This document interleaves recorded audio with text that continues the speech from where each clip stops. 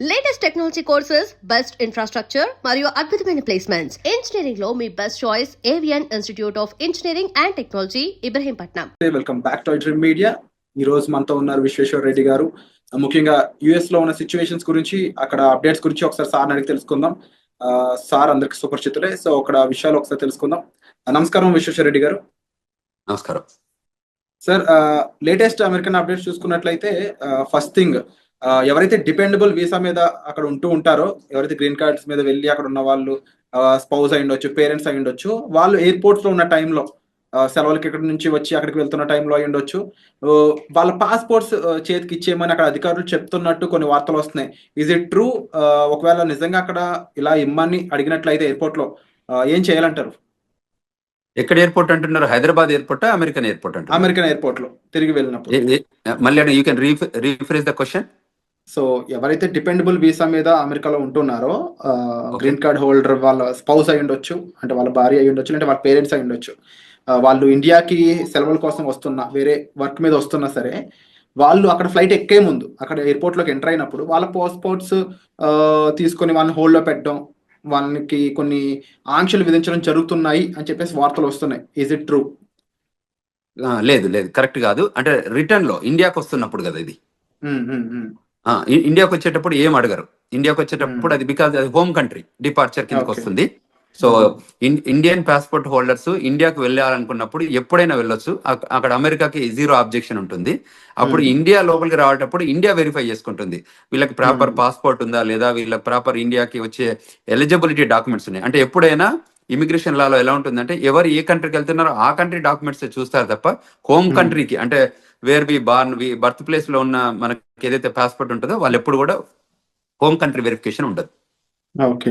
In case India నుంచి America వస్తున్నప్పుడు అమెరికాలో అక్కడ దిగుతారు కదా, అప్పుడు పరిస్థితి ఏంటి? అప్పుడు ఏంటంటే, అప్పుడు అమెరికా అంటే అసలు యాక్చువల్ గా ఇండియాలో హైదరాబాద్ లోనే ఎయిర్పోర్ట్ లో మనం టికెట్ తీసుకునే ముందు ఏం చేస్తుంటారంటే, వాళ్ళు టిపికల్ గా మనకి ఎందుకు వెళ్తున్నారు అడుగుతారు. అంటే నేను వర్క్ చేస్తున్నాను అనుకోండి, వర్క్ వీసా చూపించమంటారు. నేను ఆమె పర్మనెంట్ రెసిడెంట్ అంటే గ్రీన్ కార్డ్ చూపించమంటారు. ఆమె సిటిజన్ అంటే వాళ్ళు యుఎస్ పాస్పోర్ట్ అడుగుతారు. అంటే టిపికల్ గా మనకి బోర్డింగ్ పాస్ ఇచ్చే ముందే ఈ 3 వెరిఫికేషన్ చేసుకుంటారు వాళ్ళు. అంటే whether you are rightfully you are going to that foreign land అని వెరిఫై చేసుకున్నాకే మనకు బోర్డింగ్ పాస్లు ఇస్తారు. Otherwise they don't issue the boarding passes.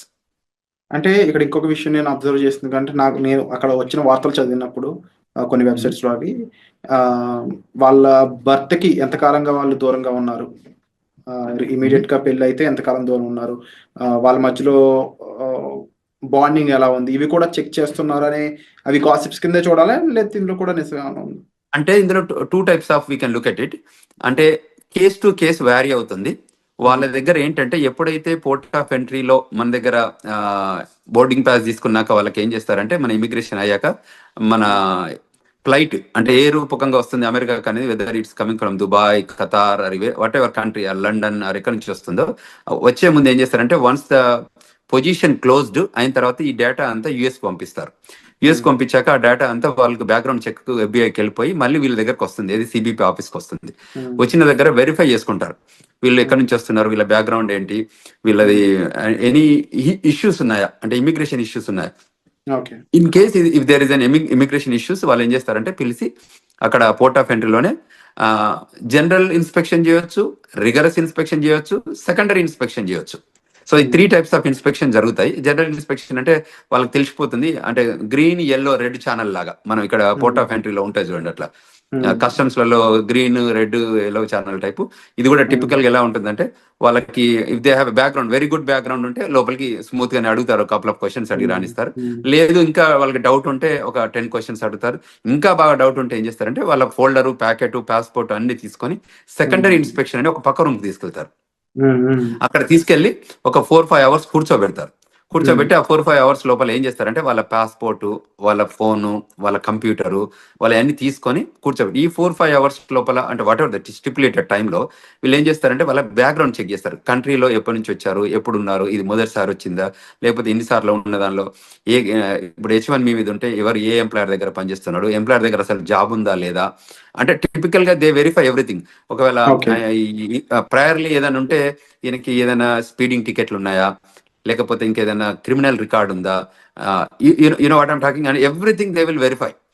అక్కడ ఏదైనా వయలేషన్స్ ఉన్నాయని గమనిస్తే ఆ సెకండరీ ఇన్స్పెక్షన్ లో గుర్తుపడితే ఏం చేస్తారంటే వాళ్ళని మళ్ళీ ఇంటర్వ్యూ ప్రాసెస్ లో తీసుకెళ్తారు.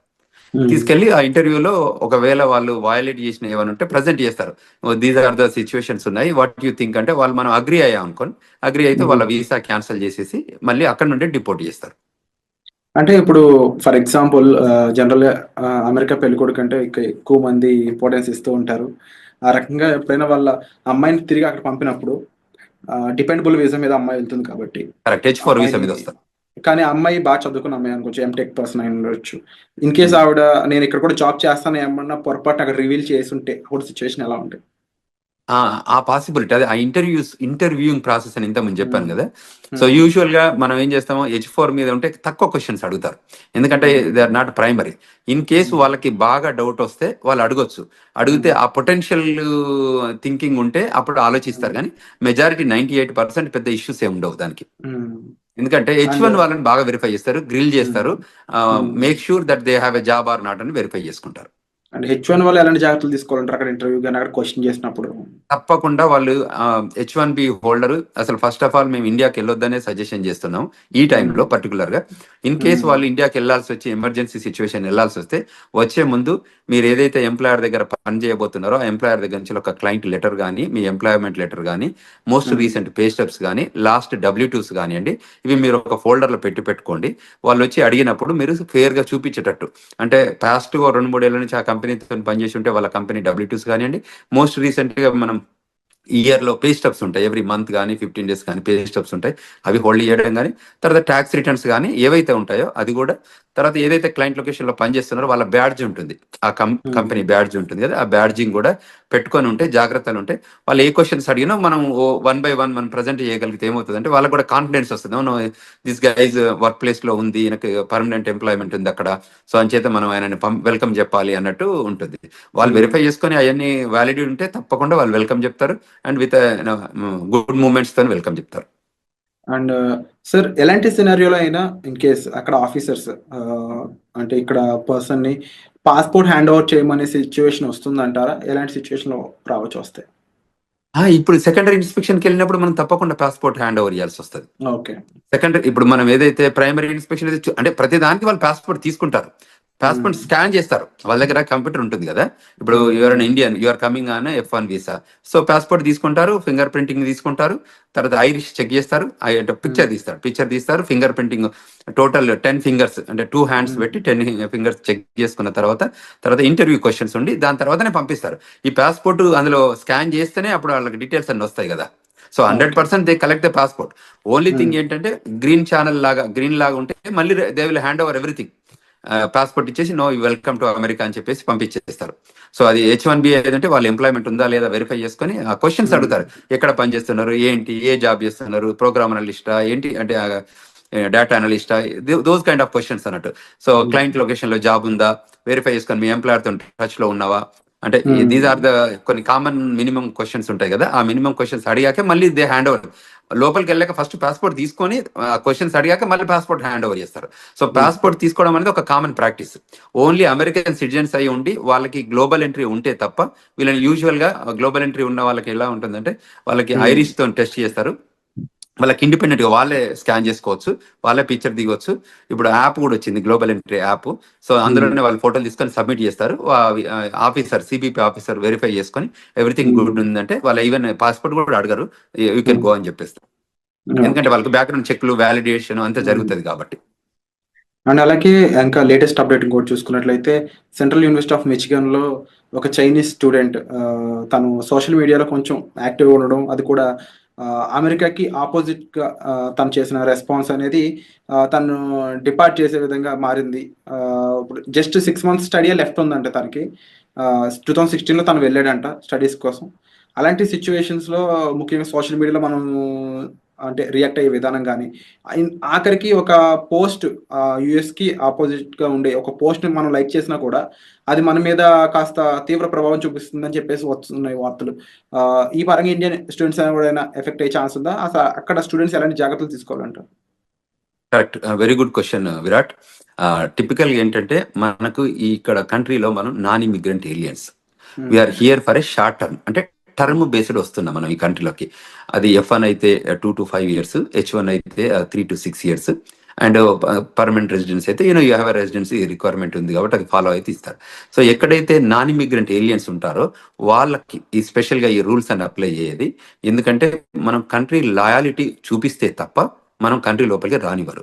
సో కంట్రీకి అగనెస్ట్గా చేసే యాక్టివిటీస్ ఏదైనా సోషల్ మీడియా రూపకంగా కానీ వాళ్ళకి ఎక్కడైనా అబ్జర్వ్ చేసి ఉంటే వాళ్ళు వెరిఫై చేసుకుంటారు. వెరిఫై చేసుకొని క్వశ్చన్ చేస్తారు. ఎక్కడైనా ఎవిడెన్స్ దొరికితే తప్పకుండా వాళ్ళు క్వశ్చన్ చేస్తారు. ఈజ్ దట్ యూ అని చెక్ చేసుకొని వాళ్ళు డిపోర్టేషన్ ప్రొసీడింగ్ చేస్తారు. ఇప్పుడు ఈ ట్రంప్ అడ్మినిస్ట్రేషన్ సెకండ్ టర్మ్ వచ్చాక ఏంటంటే చాలా ఎగ్జిక్యూటివ్ ఆర్డర్స్ తీసుకున్నారు. అందులో some of the executive orders వాళ్ళకి అవుట్ రైట్ సిబిపి ఆఫీసర్కి అథారిటీ ఇస్తుంది డిపోర్టేషన్ చేయడానికి. సో అందులో ఏ సిచ్యువేషన్ ఎరైజ్ అయినా, ఏ రకమైన ఇష్యూస్ వచ్చినా, ఏ రకమైన లాయాలిటీ ఇన్ స్టేక్లో ఉన్నా, అంటే ఆ లాయాలిటీ ప్రూవ్ చేయలేకపోయినా వాళ్ళకి every right to send them back, period. There is no second to it. అంటే ఇప్పుడు స్టూడెంట్స్ అనేవాళ్ళు already campus outside jobs చేయకూడదని కొన్ని రూల్స్ ఉన్నాయి. సో ఇప్పుడున్న టైంలో స్టూడెంట్స్ అనేవాళ్ళు ముఖ్యంగా తీసుకోవాల్సిన టాప్ 3 జాగ్రత్తలు అంటే ఏం చెప్తారు? అంటే టిపికల్గా వీళ్ళు ఏం చేయొచ్చు అంటే ఏదైతే స్టూడెంట్గా మనం ఫోకస్గా ఏదైతే ఎడ్యుకేషన్ కోసం మనం వచ్చామో దాని మీదనే స్ట్రిక్ట్ ఉండి ఆ లైన్లోనే మనం పనిచేసుకోగలిగితే ఏ ఇష్యూ లేదండి. విత్ ఇన్ ద 2 years లోపల ఎడ్యుకేషన్ కంప్లీట్ చేసి 3 years ఓపీటీసీ అంటే regular OPT and stem OPT తీసుకొని పనిచేసుకోగలిగితే దెర్ ఇస్ నో ఇష్యూ. ఎప్పుడైతే మనం ఇమిగ్రేషన్ నేషనాలిటీ యాక్ట్ వయలేషన్స్ ఏదైనా చేస్తే ఆ వయలేషన్స్ ఐడెంటిఫై అయితే తప్ప వాళ్ళు వెల్కమ్ చెప్తారు. ఇట్ ఈస్ అ కంటిన్యూస్గా కంట్రీ నీడెడ్ స్టూడెంట్స్. అందువల్ల ఎప్పుడు కూడా వాళ్ళని అంటే డిపోర్ట్ చేయడం అనేది ప్రైమరీ ఏం పెట్టుకోరు. టిపికల్గా ఏంటంటే వాళ్ళు రావాలి, కష్టపడి చదువుకోవాలి, కంట్రీకి వాళ్ళ కాంట్రిబ్యూషన్ కావాలనే కోరుకుంటుంది అమెరికా. సో అందులో ఎమినెన్సీ ఎఫెక్టివ్గా స్కిల్ ఉన్న వాళ్ళందరినీ కూడా కంట్రీ ఎప్పుడు లూజ్ చేసుకోదు. ఎప్పుడైనా స్కిల్ లేబర్ కానివ్వండి, స్కిల్ నాలెడ్జ్ ఉన్న వాళ్ళు కానివ్వండి, ఎడ్యుకేషన్లో కానీ ఎంప్లాయ్మెంట్ కానీ ఎక్స్ట్రాడినరీ ఎబిలిటీ మనం పెర్ఫామ్ చేస్తే అమెరికా ఎప్పుడు కూడా వెళ్ళగొట్టదు. ఎప్పుడు వెళ్ళగొడుతుంది? Any backgrounds, negative background, criminal background, financial background issues ఉన్నప్పుడు, అటువంటి ఇష్యూస్ వాళ్ళు అబ్జర్వ్ చేసినప్పుడు వాళ్ళు క్లియర్గా చెప్తారు, you are violating this so and so sections 1, 2, 3. So based on these sections you are deportable case అని చెప్పి డిపోర్ట్ చేస్తున్నారు. సో అందువల్ల మన వాళ్ళకి ఏం చెప్తానంటే ఇది స్టూడెంట్స్ కానీ అదేవిధంగా స్టూడెంట్ పేరెంట్స్ కూడా గైడ్ చేస్తున్నాం. ఎందుకంటే ఇప్పుడున్న కరెంట్ జనరేషన్లో, కరెంట్ సిచ్యువేషన్లో, జనరేషన్ మీన్స్ ఏంటంటే ఇది డిజిటల్ ఏజ్ జనరేషన్. అంతకుముందు ఏంది first generation, second generation type, ఇప్పుడు డిజిటల్ ఏజ్ జనరేషన్ వచ్చింది. సో మీరు ఏది చేసినా అక్కడ ట్రాక్ అవుతుంది. సో మనం అందులో తప్పించుకోవడానికి ఛాన్స్ లేదు. కాబట్టి మనం ముందే జాగ్రత్త పడి మిస్టేక్స్ చేయకుండా ప్రాపర్ గైడెన్స్ తీసుకొని, ఇప్పుడు మాలాగా సీనియర్స్ ఉన్న వాళ్ళు కాకుండా ఇక్కడ ఏదైనా ఇమిగ్రేషన్ లా ఫార్మ్స్ ఉన్నా కూడా రైట్ఫుల్ గైడెన్స్ తీసుకొని వాళ్ళు చేసే ప్రతి యాక్షన్లో కూడా బిఫోర్ దే యాక్ట్ ఈ గైడెన్స్ తీసుకొని ముందుకెళ్ళగలిగితే that is the best option to do. ఇంకేదన్నా వాళ్ళకి గైడెన్స్ కావాలన్నా ఈ రూపకంగా మనం వీడియోస్ చూడడం రూపకంగా ఐ డ్రీమ్స్లో ఈ రకరకాల వీడియోస్ మనం ప్రొడ్యూస్ చేస్తున్నాం కదా, వాటిల్లో చూసి వెరిఫికేషన్ చేసుకొని ఇంకేదైనా క్వశ్చన్స్ ఉంటే they can approach us. We are here to help them students, we are here to help them skilled labour H1B వాళ్ళు కానీ, ఈవెన్ గ్రీన్ కార్డ్ హోల్డర్స్ కానీ సెవరల్ కన్ఫ్యూజన్స్ వస్తున్నాయి. ఎందుకంటే ఎవ్రీడే ఒక ఎగ్జిక్యూటివ్ ఆర్డర్ లాగా ఇమిగ్రేషన్ లా వస్తున్నాయి కాబట్టి వాళ్ళకి ఆ గైడెన్స్ కావాలి. సో ఆ గైడెన్స్ తీసుకొని వాళ్ళు యాక్ట్ చేయగలిగితే వాళ్ళు సేఫర్ హ్యాండ్స్ లో ఉంటారు అనేది మనం ఇక్కడ తీసుకోవాల్సిన జాగ్రత్తలు తీసుకోవాలి. అలాగే విశ్వేశ్వర్ గారు, ముఖ్యంగా H1B వీసాకు సంబంధించి చాలా చేంజెస్ రాబోతున్నాయి. ఎలిజిబిలిటీ క్రైటీరియాలో కూడా చేంజెస్ రాబోతున్నాయని తెలుస్తూ ఉంది. ఇంకేస్ చేంజెస్ అనేవి చేసినట్లయితే ఎలాంటి విషయాల్లో చేంజెస్ చేసే అవకాశం అనేది ఉంటుంది అంటారు? అంటే there are number of things. America ఏం చేస్తుందంటే every time they will revive and define new things. అంటే ప్రయర్గా జరుగుతున్న ఇష్యూస్ కానీ అడ్రస్ చేసుకుంటూ వాళ్ళకి ఎవ్రీ మంత్ ఒక మీటింగ్ జరుపుకుంటారు. ఆ మంత్ మీటింగ్లో అనాలిసిస్ చేస్తారు. ఏదైనా ఇష్యూస్ ఉన్నాయా, కన్సర్న్స్ ఉన్నాయా, ఏమన్నా మన కంట్రీ ఇంపాక్ట్ ఏదైనా అవుతుందా, దీనివల్ల బెనిఫిట్ ఉందా ఈ ప్రోగ్రామ్ని ఏమైనా చేంజ్ చేయాలా, అంటే ఇది డిపార్ట్మెంట్ ఆఫ్ లేబర్ ప్రోగ్రామే కానివ్వండి, ఇది డిపార్ట్మెంట్ ఆఫ్ స్టేట్ ప్రోగ్రామ్ కానివ్వండి, ఇది USCIS ప్రోగ్రామ్ కానీ, ఏ ప్రోగ్రామ్స్ అయినా కూడా వాళ్ళు డిఫైన్ చేసుకుంటారు. అది ఎడ్యుకేషన్, డిపార్ట్మెంట్ ఆఫ్ ఎడ్యుకేషన్ అంటే గవర్నమెంట్లో ఏ ప్రోగ్రామ్ ఉన్నా కూడా ఆ ప్రోగ్రామ్ మీద అనాలిసిస్ చేసుకుంటారు. ఇది కంట్రీ ఇంట్రెస్ట్లో పనిచేస్తుందా, కంట్రీకి ఏమైనా బెనిఫిట్ అవుతుందా, how we can define, redefine and the best process and best possible opportunity to grow this country అని చూస్తారు. అందులో ఏమైనా మనకి కన్సర్న్స్ ఉన్నాయనుకుంటే వాటిని కరెక్ట్ చేస్తారు. ఆ కన్సర్న్ కరెక్ట్ చేసే ప్రాసెస్లోనే వాళ్ళు ఈ చేంజెస్ తీసుకొస్తారు. అందులో ఇప్పుడు ఎంప్లాయ్మెంట్ ఇష్యూస్ ఉన్నాయనుకోండి, ఆ ఎంప్లాయ్మెంట్ దానిలో చేంజ్ చేస్తారు, ఓపీటీలో చేంజ్ చేస్తారు. ఒకప్పుడు వాళ్ళకి లేని ఓపీటీలో ఓపీటీ క్రియేట్ చేశారు, ఓపీటీ తర్వాత 36 months ఇచ్చారు. సో అమెరికా ఇప్పుడు ఏంటంటే వాళ్ళకి స్కిల్డ్ లేబర్ కావాలి.